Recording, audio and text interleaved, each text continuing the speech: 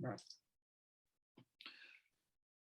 Buenos días, buenas tardes, buenas noches a todo el mundo que nos estáis viendo, que estáis viendo este vídeo.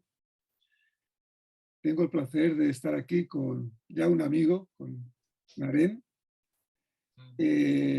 con el cual me enseño y aprendo mucho de la revisión sobre la filosofía y aspectos más de concepciones de dónde viene el yoga, de dónde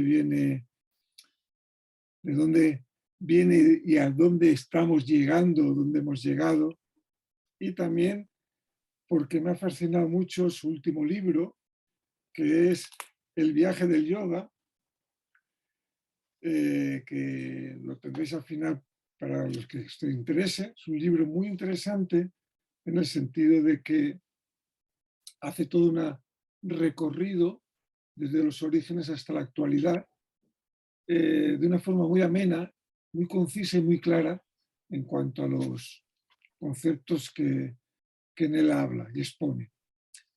Naren es viajero, practicante de yoga, amante y filósofo. Y es filósofo porque esa pasión por el yoga le ha hecho querer entenderlo, querer ver cuál es el origen, querer ver cuál es la esencia o las esencias del mismo. Y a eso se dedica, a escribir, a enseñar filosofía del yoga, que comentábamos antes con él que quizás es una de las cosas que más falten en lo que se llama las clases de yoga o dentro del mundo del yoga, hablar con rigor del contexto donde se forman o de donde se formaron las cosas que hoy hacemos y por qué las hacemos, ¿no? Bueno, pues, Naren, un placer estar aquí en esta conversación contigo. Y cuéntanos, ¿cuándo surgió este libro y un poco cómo es ese viaje del yoga? ¿De dónde viene? ¿Dónde estamos y qué ha pasado por medio? Bueno, hola a todos y a todas, y gracias, Víctor, por la invitación. Yo no me considero un filósofo, sino que enseño filosofía, pero no me parece que llegue a filósofo, pero, pero bueno, sí que el libro nace de dar clases de filosofía, ¿no? Y de estudiar la filosofía del yoga. Eso sí, como estudiante sí que soy, pero como filósofo me parece que es como otra categoría. Y hay un entendimiento, me parece, a veces. A mí me dicen que está esta distinción de que eres un jnana yogi o un bhakti yogi o un hatha yogi, y como que si lees libros eres un jnana yogi, pero no es necesariamente así. Solo las personas que se cuestionan y autoindagan serían los verdaderos jnana yogis. Y bueno, un poco de eso hago, pero también leo muchos libros. Así que no lo sé. En todo caso, sí que nace de eso, de estar muy en estos temas, por curiosidad periodística quizás, como te conté. Sí, yo me formé en periodismo y hice una licenciatura, un posgrado. No trabajé realmente mucho de eso, pero tengo un espíritu periodístico de indagación. Me gusta investigar, o sea, podría haber sido investigador también, es algo que me da gusto hacer. Y nunca supe el tema hasta que empecé a hacerlo con el yoga, India, hinduismo, y bueno, y ahí sigo. Es algo que se mezcla, lo que me interesa en la vida con un trabajo, digamos. Y en un momento pensé en hacer un libro muy ambicioso, que es cubrir toda la historia del yoga de forma amena. Y cuando estaba pensando eso, me llamó la editora de Lonely Planet, que querían hacer un libro del viaje del yoga. Y entonces, bueno, y nos pusimos de acuerdo en cuestiones para tratar de que los dos estemos contentos, porque ellos quieren un libro muy comercial y de un tipo, y yo quería poner ciertos contenidos. Y bueno, eh, salió el libro, que es un intento de recorrer en, no sé, 250 páginas, todo 4.000 años de historia. Bueno, y Hay una cosa aspecto del libro también que te salta, que yo creo que esto es muy interesante para todo el mundo, que es que tienes muy en cuenta el papel o la historia contada o vista también desde las mujeres, ¿no? Y esto me ha llamado mucha atención porque no es frecuente encontrar eh, que se haga, en cada capítulo haya, o muchos capítulos haya una mención sobre el aspecto femenino, el aspecto de la mujer referente a un tema concreto, ¿no? Y creo que eso es muy Ujú. reseñable. Eh, bueno, comenta un poquito sobre ello. En cada capítulo hay, sí, lo puse en cada capítulo. Hay capítulos que me sale más fácil o más natural, hay más contenido, digamos, para poner, y hay otros que hay que forzarlo a veces porque la literatura o las fuentes tradicionales indias no, muchas veces no hablan de la mujer. Y el rol de la mujer en el yoga realmente se hace como tan manifiesto recién en el siglo XX.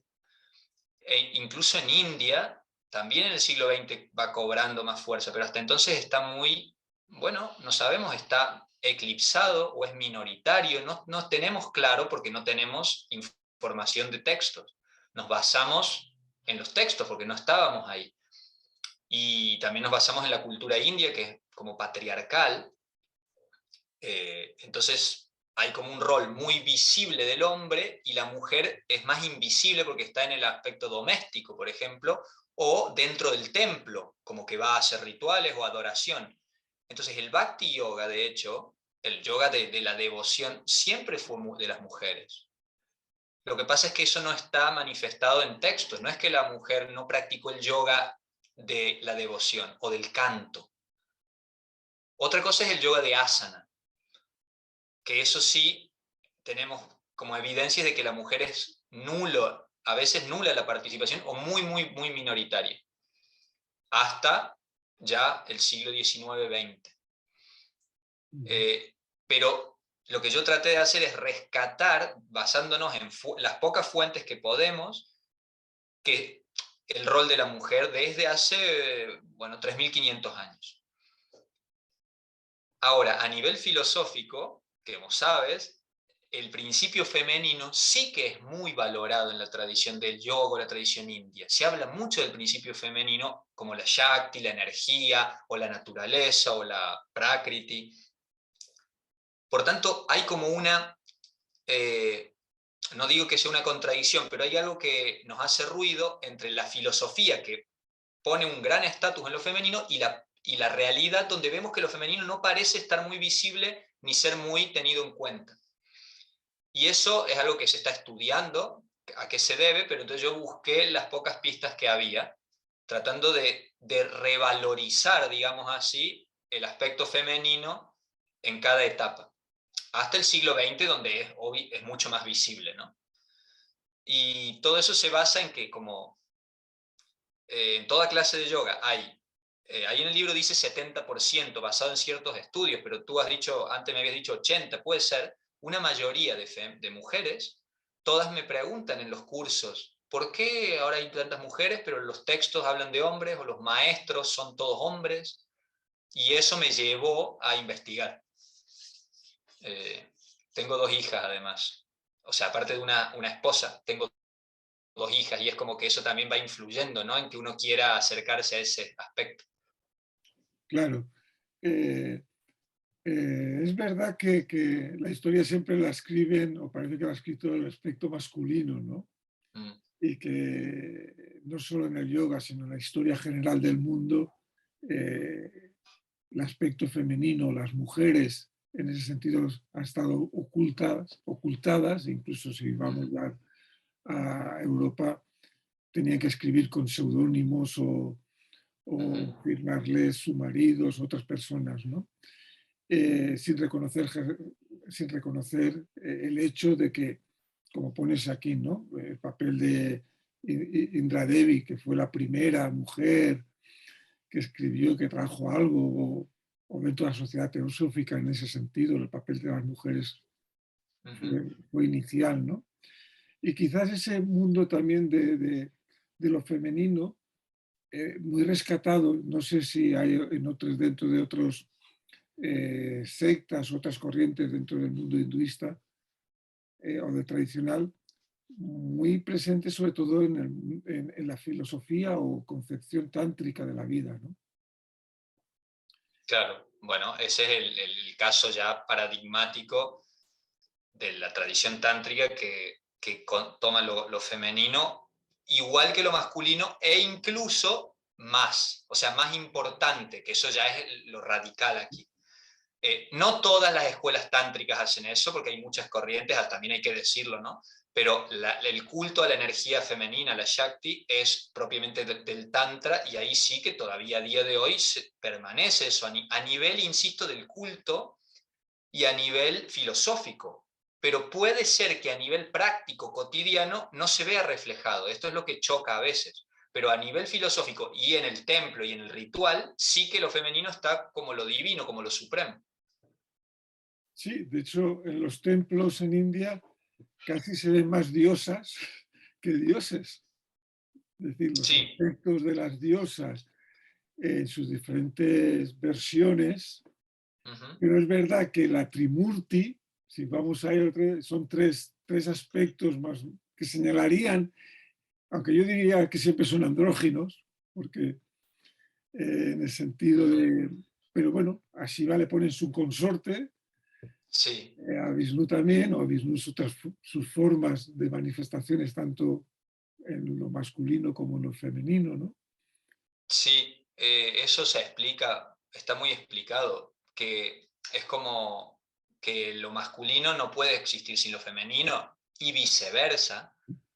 Entonces, es verdad que como es una sociedad patriarcal, la Trimurti, Brahma, Vishnu y Shiva aparecen, pero la energía es femenina siempre. Entonces, si Brahma crea el mundo, que es el creador, lo hace a través de la palabra, o sea, a través del sonido, de los mantras.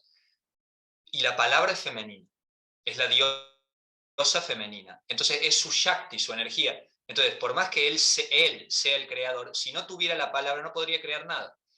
A la vez que la palabra también depende como de el creador, ¿no? Que la emite. Es el yin y el yang. Y se dice mucho que para relacionarse con lo divino y con lo supremo, que es como la conciencia absoluta, hay que pasar por lo femenino, que es lo manifiesto, ¿no? Que es la naturaleza. Entonces, por eso hay tantas diosas, como decías, en los templos, porque es como cuando uno quiere salir, no sé, en las familias pasaba esto, que uno quería algo y se lo pide primero a la madre, que se supone que es más blandita que el padre, que es el que hace el papel del policía malo, ¿no? Entonces, primero uno va a la madre y luego pasa al padre. Interesante. Bueno, es una cosa que me ha gustado mucho de tu libro. Eh,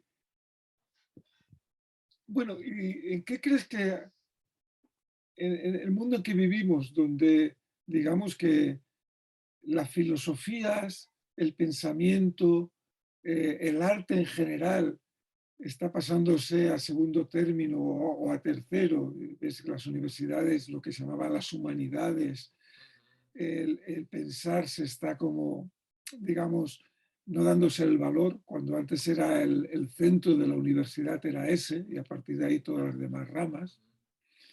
Eh, ¿Qué crees que de la filosofía del yoga, de lo que en todo ese camino desde sus orígenes, qué crees que son los pilares para un yoga de hoy en día, que nos sirva para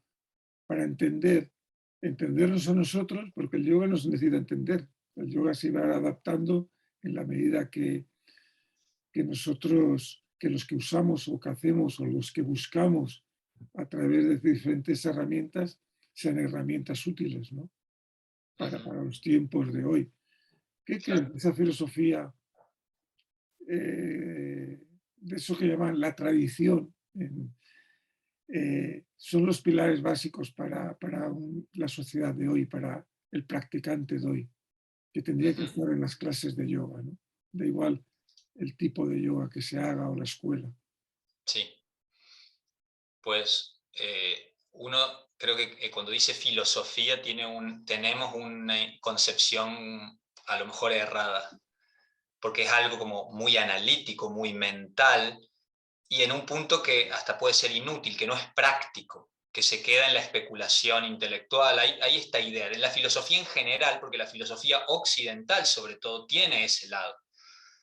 La filosofía de la India es mucho más práctica y más la del yoga. Entonces, fíjate cómo definen los tradicionalmente. La filosofía es el mejor elemento de purificación. Claro. Entonces uno escucha eso y dice, ¿cómo? No lo entiendo. Purificación eran las crías, ¿no? Era hacer enemas o nauli. No, desde el punto de vista de la filosofía es el máximo elemento de purificación, porque si uno estudia las verdades del yoga, se le limpia, se le purifica la visión, la mente, y ve las cosas como son. Y ese es el requisito punto número 1 para todo lo demás. Incluso para hacer una técnica, porque a lo mejor tú haces asana, pranayama, pero si tú no tienes visión clara de lo que estás haciendo, la técnica pierde validez. Puede tener un beneficio puntual, pero no es lo mismo, porque no sabes ni por qué la estás haciendo. Entonces no es suficiente tener la técnica correcta, necesitas tener claridad conceptual de lo que estás haciendo. Eso me parece, eso que acabas de decir, me parece esencial. Es decir, no todo es lo mismo y lo que a la hora de hacer algo, el efecto que vas a conseguir es por la intención, el contexto y esa claridad del por qué lo hago, sea lo que sea, ¿no? Sí. Entonces, estoy muy de acuerdo contigo, la necesidad de tener una claridad en en el contexto y el para qué uso esta técnica, ¿no? Sí, sí, sí, sí, es lo que falta. Fíjate que tradicionalmente se dice, ¿cuál es el motivo principal de sufrimiento?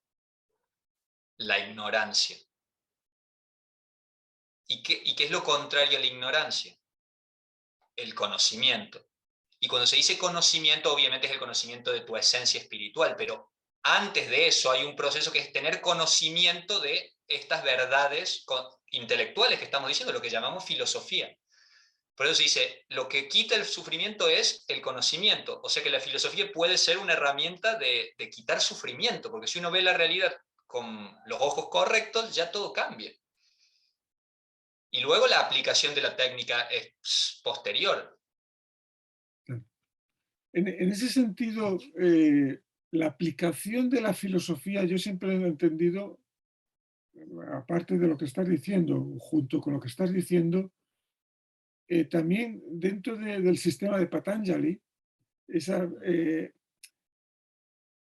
hacer práctico esa visión sería hacer práctico o el esfuerzo consciente justamente de llama y niyama, es decir, de esos primeros preceptos éticos, morales y también de relación,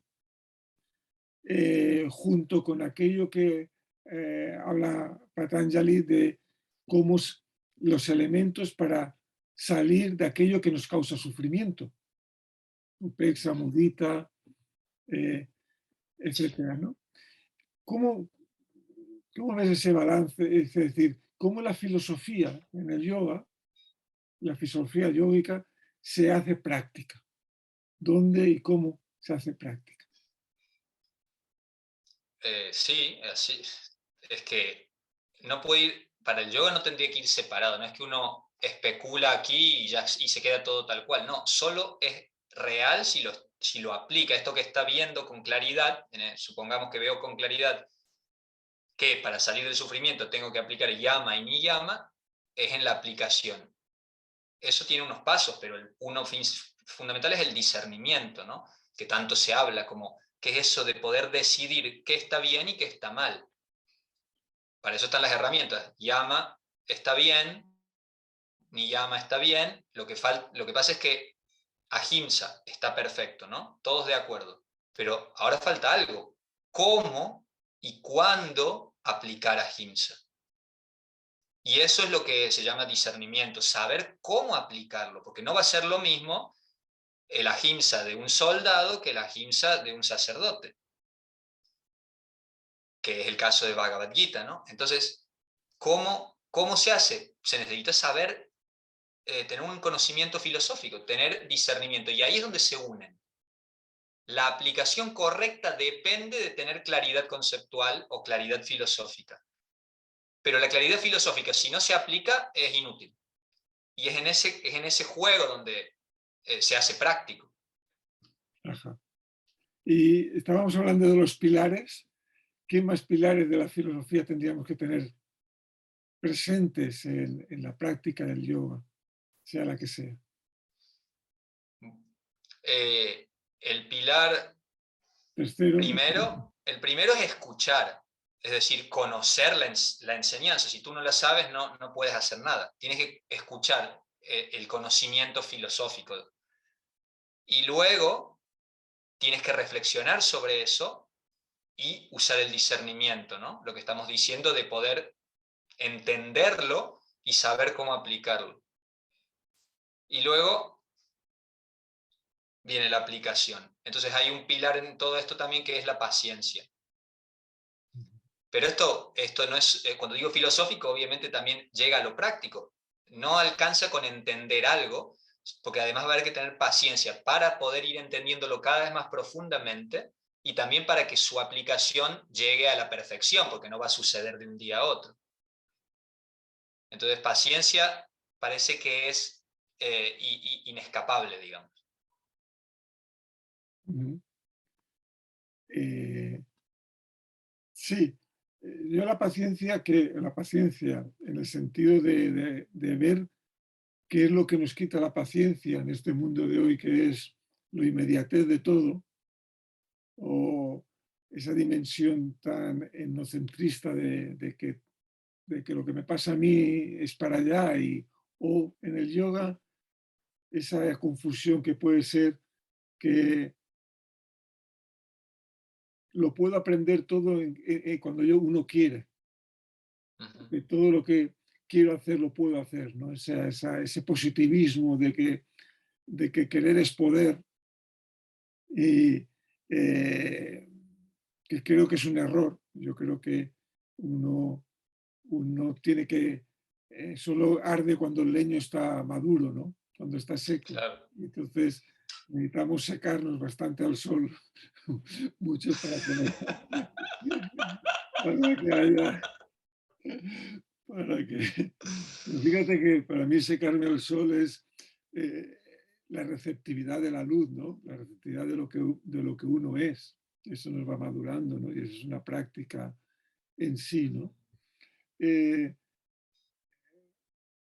porque yo me encuentro con mucho, me he encontrado con mi propio proceso de cualquier técnica o cualquier cosa y digo, pero bueno, querer comprenderla ya, querer saberla ya, querer, eh, y ese mismo querer con el tiempo, con cierta madurez, te das cuenta que no se puede empujar el río, ¿no? Y Claro, la paciencia.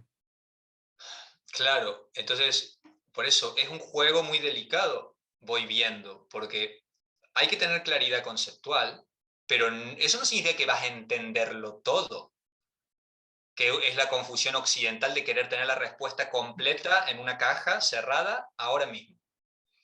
Claridad conceptual es entender un funcionamiento básico, pero va sí o sí con una paciencia y una confianza o una fe en eso que estás haciendo, que va a dar el fruto que tenga que dar, pero no lo puedes esperar hoy porque no va a suceder. Entonces, es un juego, es el famoso juego entre estas dos polaridades, ¿no? Del intelecto y la emoción, o del jnana yoga y el bhakti yoga, no es solo un lado.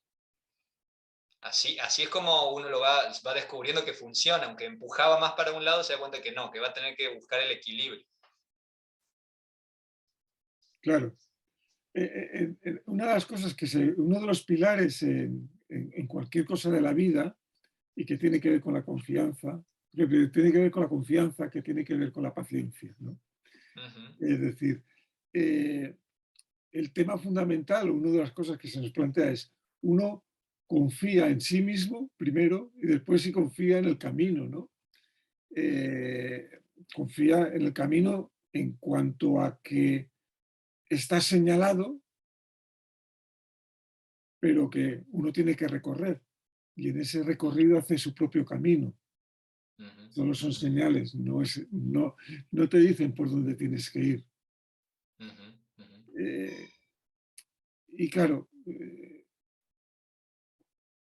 te preguntaba con esto, eh, ¿cómo se puede llevar eso a una clase de yoga, ¿no? ¿Cómo lo harías tú? ¿Cómo lo haces? Porque yo sé que tú estás dando clases de filosofía, Ujú. no sé si le llamas filosofía yógica, hindú, tradicional, en el sentido de qué es lo que intentas con esas clases para que eso después esté presente en la vida, ¿no? O se tenga en cuenta para un profesor de yoga o un yoga terapeuta, que lo tenga en cuenta, que, que, que le demos vueltas a eso y para poderlo aplicarlo. ¿Dónde Ujú. están esas claridades? Sí, yo tengo suerte porque doy clase, o sea, presencial actualmente doy, por ejemplo, una clase que le llamo filosofía del yoga para la vida moderna, le pusimos. Filosofía del yoga, que es teórica en el sentido que hablamos, y luego a continuación tengo la clase de Hatha Yoga, de asana y pranayama. Entonces puedo pasar una hora de filosofía y luego una hora de práctica y se puede como conjugar mejor porque tienes mucho tiempo. Cuando uno tiene una clase de Hatha Yoga de una hora es más difícil meter todo, ¿no? Pero siempre al principio comento algo de filosofía. Entonces, a nivel de asana es muy simple con la paciencia y la confianza, es que, aunque sea en el nivel de la respiración o en el nivel del asana, así lo hago yo, quiero decir. Es decir, la postura no va a salir el primer día, la respiración no se va a modificar a lo mejor el primer día, a la vez que estoy trabajando conmigo y con los alumnos lo de la confianza, es decir, como lo estás haciendo está bien, todo va bien, como decirle, de hecho, ¿sabes qué hacía últimamente? Lo del autoabrazo, como abrázate y dice, bueno, vamos bien, a la mitad de la práctica se dan un abrazo y decimos, Naren, lo estás haciendo muy bien, vas bien, porque lo hacía después de un equilibrio, ¿no? Hacen un equilibrio y generalmente se tambalean. Entonces, bueno, me abrazo, lo estoy haciendo muy bien, voy muy bien, voy muy bien. Y eso como que te renueve la confianza que vas a llegar a ese lugar que quieres llegar. Así lo trabajo y la paciencia es lo mismo, como bueno, aunque no salga, ya va a salir. Eso es a nivel de práctica, de técnica. Ujú. Seguro que tienes buenos consejos para darme también. No, me parece estupendo eso. Nunca me lo había planteado tal y como lo has dicho. Me gusta mucho, pero anoto no. Yo he dicho al principio que aprendo mucho de ti. Lo de los abrazos sí que he hecho mucho de abrazarnos al final de la clase o al principio. Es verdad que hace muchos años que ya no doy clases, digamos, cotidianas, sino que me he movido desde hace 20 años solo con profesores de yoga y en contextos muy concretos, pero me la noto como una parte de una posible actitud, un gesto de actitud que sea justamente para todas esas personas que empujan el río. Yo les llamo así, como que se esfuerzan demasiado del perfeccionismo, Sí. del juicio este de lo estoy haciendo mal, no me sale, y con lo hago más tensión, etcétera, ¿no? Claro, porque la vida está llena de pequeños gestos. La vida está llena de pequeños gestos que al final van generando una atmósfera y un sentir. La última cosa que quería preguntarte y hablar eh, es el sentido de la vida, el sentido del yoga en cuanto a lo que es el ser humano. Y yo siempre digo que cualquier técnica que le llamamos yoga, tienes que tener claro, o tendríamos que tener claro, que eso implica una visión que, por ser lo más neutra posible, una visión transpersonal de la vida.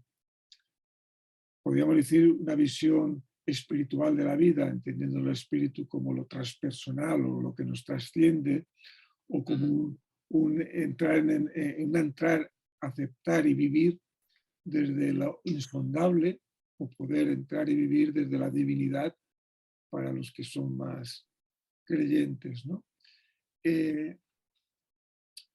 ¿Cómo ves eso actualmente desde esa transición de la filosofía? Porque en los orígenes, cuando lees los textos, cuando lees los Upanishads, cuando lees los, eh, los primeros textos de raíz, incluso dentro del Tantra o dentro del budismo, constantemente están refiriéndose señalando hacia ahí, ¿no? Si vemos el Bhagavad Gita, todo el yoga del Gita es señal hacia ahí constantemente. Entres por donde entres por todas las ramas de los yogas o diferentes caminos del yoga, todos al final te dicen, vale, esto es un camino, pero el camino es conducirte hacia, vamos, hacia la divinidad o hacia esa vivencia espiritual, ¿no? Sí. ¿Cómo eso lo ves actualmente? ¿Cómo sería un yoga de síntesis, en el sentido de que realmente cuando la gente dijésemos yoga estuviésemos apuntando hacia ahí, no tanto hacia el aspecto externo o al aspecto eh, mm, corpóreo, si quieres llamarlo desde ahí, ¿no? Sí. Sí, no hay estadísticas únicas, certeras, pero la mayoría de practicantes contemporáneos priorizan ese aspecto externo. Le llamemos salud física o relajación o quietud o tranquilidad mental desde un aspecto mental. No, nada de eso está mal, al final es muy importante en la vida, pero es verdad que los antiguos textos sobre todo apuntan a algo, como dices, transpersonal, ¿no? A tocar eso que nos trasciende como personalidades individuales, lo que sea espiritual. Entonces, es verdad, todavía sigue habiendo practicantes y profesores que apuntan ahí.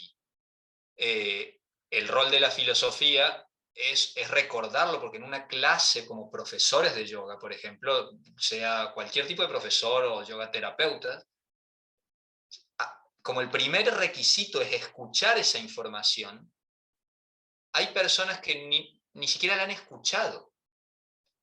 Entonces uno diría, ay, la mayoría del mundo no le importa la espiritualidad, son unos mundanos. Quizás no es que sean unos mundanos, es que no tuvieron todavía la información. Entonces, hablando desde el punto de vista del profesor, uno que tiene la suerte de escuchar esto, tiene que ir y decirlo, tiene que decirlo en alguna manera que sea adecuada y pertinente para el público que tiene, para que digan, es verdad, o lo recuerden o lo sepan por primera vez, y de a poco, porque al final esto es muy gradual, paciencia, puedan reconducir, si corresponde, su objetivo hacia algo más sutil, digamos así. No queda otro, porque tampoco se puede forzar, empujar el río de los otros, ¿no? Como que uno les va dando la pauta porque, bueno, es lo que te corresponde como profesor, pero a los otros quizás no les interesa, pero eso ya es problema de ellos, pero yo tengo que darles las herramientas. Incluso tengo alumnos que dan, o profesores que daban clase en un gimnasio, por ejemplo, y dicen, no, yo en un gimnasio ni canto OM, ni quiero decir nada, porque es un gimnasio y mi consejo siempre es, busca la manera de meter algo ahí. Si no es OM, algo, pero no puedes hacerlo como una clase de gimnasia, porque entonces no estás aportándole nada a esa persona. Nada que no sea puramente físico. Claro. Esto daría mucho para hablar, pero es verdad que dentro del mundo del yoga pasan dos cosas. Una es que no hay debate. Yo diría que en una formación de yoga tendría que haber debates sobre la filosofía, sobre el pensamiento, sobre las ideas, debates casi a la antigua usanza de yo te digo esto, me rebates con esto, te digo lo otro, y, y con un estudio por lo menos de 3 o 4 textos significativos o de ideas para hacer la traslación y la traducción a lo que nos toca vivir actualmente, ¿no? Eso es una de las carencias que yo siempre he sentido en las escuelas en general de yoga, quizás Sí, las más tradicionales, está presente como, como pensamiento, a veces como adoctrinamiento, pero y la otra es que es muy difícil transmitir esto si el contexto no está muy claro. Es decir, haría falta un lenguaje más universal,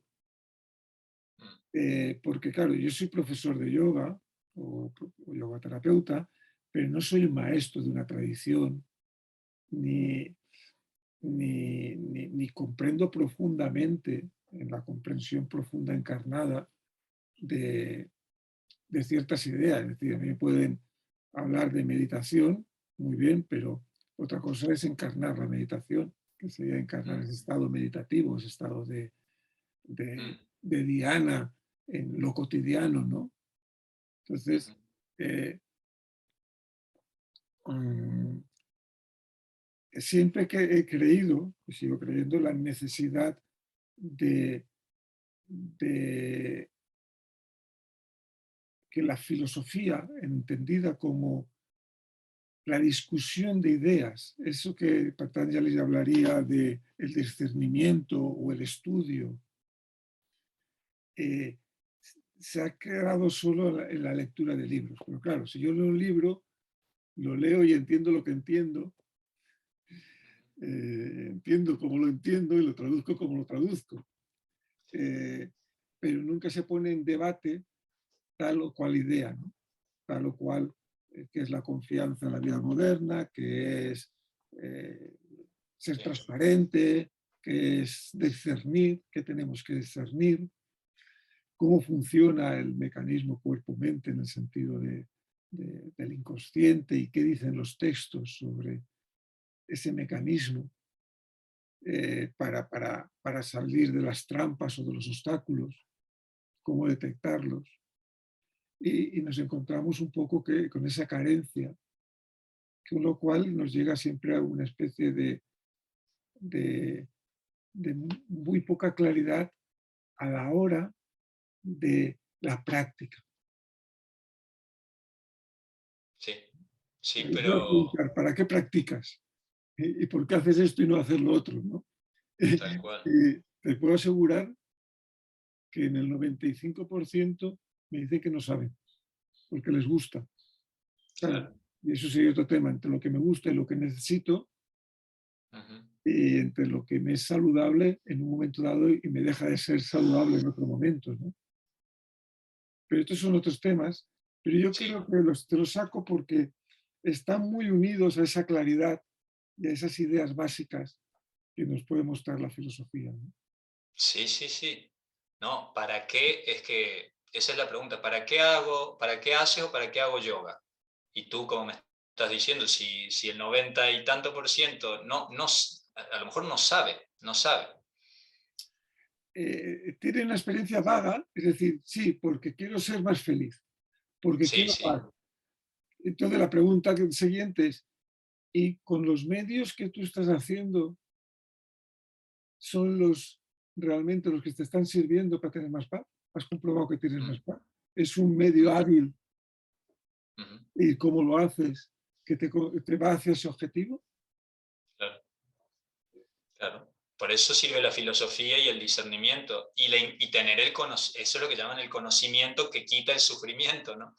Exacto. Eh, Obviamente sería, eso que dices del debate, tiene un problema ahora que es que no hay paciencia. Entonces, en una formación de profesores de yoga que cada vez duran menos tiempo, incluso yo sé que los que llevan las formaciones en general no pueden ni permitirse que haya debate, porque tienen un programa muy ajustado y tienen que acabar a tiempo.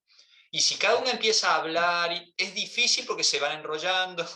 Entonces no se les censura prácticamente eso y que lo hagan en su casa. Sin embargo, en la tradición del yoga, lo que llama satsang, ¿sabes?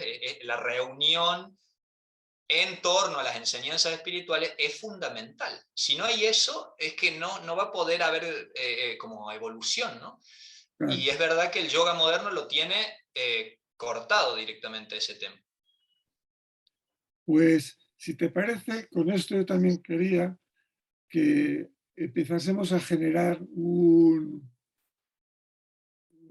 unas conversaciones que sean eso, discusiones o visiones sobre términos muy concretos, sobre visión o conceptos esenciales dentro de la filosofía del yoga, aunque cuando digo filosofía del yoga diría dentro de de los grandes pensamientos que apuntan hacia esa trascendencia en el mundo y que nos explican quiénes somos y hacia dónde vamos, dentro de este contexto de, digamos,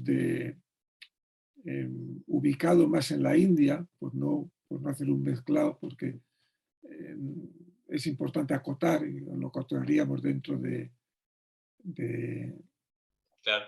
de la tradición nacida en el territorio de la India, pero que has trascendido, y, y poder discutir, más que discutir, poder dialogar sobre conceptos que sirviesen también para otra gente, ¿no? Le vamos dando una vuelta a ver cómo lo podemos plantear, pero a mí sí que me gustaría que no sé si eso ya lo haces en tus cursos, este punto de diálogos, pero poder hacerlo en el sentido de que, bueno, plantear desde un texto, desde algo, desde un Upanishad o desde el propio Patanjali, aunque Patanjali está más trillado y hay, pero bueno, podría ser interesante también, o desde el Bhagavad Gita. Sí, eh, es que es lo que dijiste antes, la cuestión de tener un lenguaje universal es difícil, pero al menos hay que acotar la terminología para que estemos de acuerdo en que estamos hablando de lo mismo. exacto. Porque si no, tú dices espíritu, yo digo espíritu, pero cada uno piensa lo que quiere del espíritu y terminamos en dos lugares opuestos pensando que estamos hablando de lo mismo. Eso es. Sí, por eso es importante eso de la discusión, porque nos tenemos que enterar que cuando uno dice espíritu, lo dice trascendencia, ¿qué entiende el otro? Porque si no, damos por supuesto que todos entendemos lo mismo, ¿no? Y Sí, justamente intentar entender lo que entiende el otro es cuando se genera la discusión, o se genera los matices, que es lo que dan riqueza, no para que claro. nadie tenga razón, sino para poner a la luz eh, todos esos matices, todo ese colorido que puedan servir para salir del blanco oscuro en que uno se mueve normalmente por razones de, de- de funcionamiento o de condicionamientos, ¿no? Sí, sí, sí, claro, claro. Muy, muy útil sería. Muy bien, pues Adulam, lo cortaremos en dos, intentaremos saber cómo lo gestionamos esto para que salga en el próximo boletín. Bueno, Eh, y nada, vamos viendo cómo lo hacemos. Como tú que eres más ordenado que yo, en este sentido tienes más práctica, lo quieres plantear, te gustaría plantearlo, temas, y, y que podemos hacer lo que sea abierto. Quizás en el medio este que tú tienes de la, ¿cómo le llamas?